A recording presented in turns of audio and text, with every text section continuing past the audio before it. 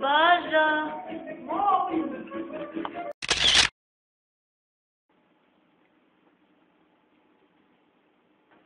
Je li Božo? Šta si ti dobio iz matematike danas? 4. A šta je dobio Nikola? 5. Ne. A što ti nisi dobio 5? Pa nisam se potrudio. Nisi se potrudio. A šta si dobio iz istorije? 5.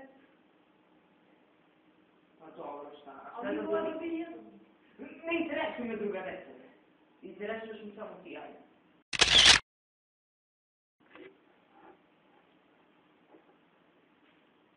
Sine, kad ćeš prestati da igraš te više igrice? Izađi malo sa društvom da se poigrate.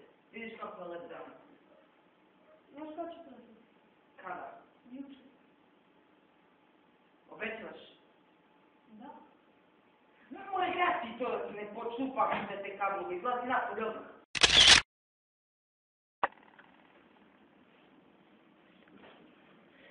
Sine, mogo bi da ideš kod Marka i da ga pitaš Kako mi pokušalo?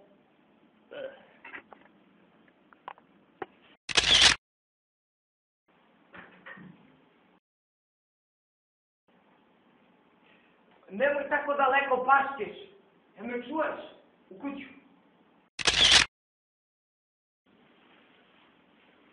Sreća tad. Danas sam bio u školu. Lažeš. Dobio sam 5 iz matematike, 5 iz engleskog, 5 iz istorije, 5 iz geografije i izvini, dobio sam i 1 iz muzičkog. A što jedan iz muzičkog?